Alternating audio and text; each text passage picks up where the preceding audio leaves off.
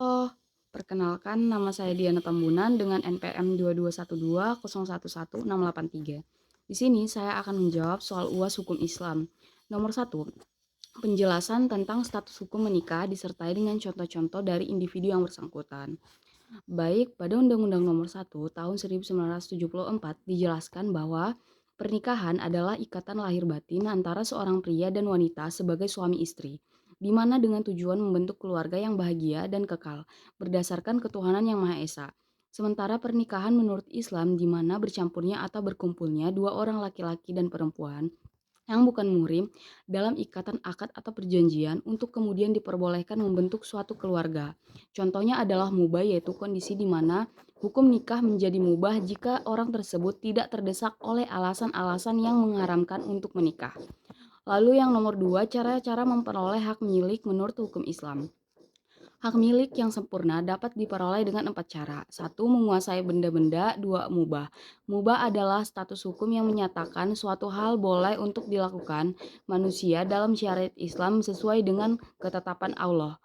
Lalu yang nomor 3, akad. Kata akad yang didefinisikan sebagai hubungan antara hijab dan kabul sesuai dengan kehendak syariat yang menetapkan adanya pengaruh atau akibat hukum dalam objek perikatan. Lalu ada khilafah. Khilafah merupakan suatu bentuk pemerintahan di mana di bawah naungan kekuasaan yang lebih besar bercorak Islam. Lalu ada syufah, hak untuk membeli secara paksa yang ditetapkan untuk serikat lama dan serikat baru dengan sebab adanya perikatan terhadap harta yang mereka miliki. Lalu yang nomor 3, tujuan aktivitas ekonomi dalam Islam, yaitu untuk mencapai suatu kesetaraan atau keseimbangan distribusi pendapatan, lalu menegakkan keadilan dan persaudaraan, dan menciptakan sistem ekonomi yang sesuai dengan ajaran Islam, yaitu sistem yang berlandaskan prinsip-prinsip keadilan, keseimbangan, dan kemaslahatan. Lalu yang nomor 4, hukum perikatan Islam adalah seperangkat kaidah hukum yang bersumber dari Al-Quran, Al-Sunnah, dan Al-Rasyu yang mengatur tentang hubungan antara dua orang atau lebih mengenai suatu benda yang dihalalkan menjadi objek suatu perjanjian.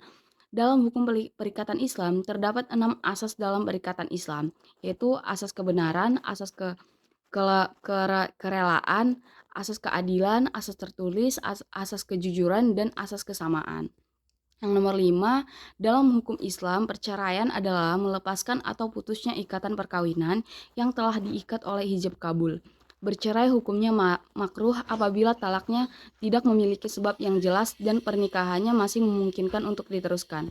Jika seorang suami menjatuhkan talak kepada istrinya yang baik, berakhlak mulia, dan mempunyai pengetahuan agama, perbuatan ini juga termasuk bercerai yang dimakruhkan. Islam memang mengizinkan perceraian, tapi Allah membencinya. Itu artinya bercerai adalah pilihan terakhir bagi pasangan suami istri yang ketika memang tidak ada lagi jalan keluar lainnya. Sekian dan terima kasih.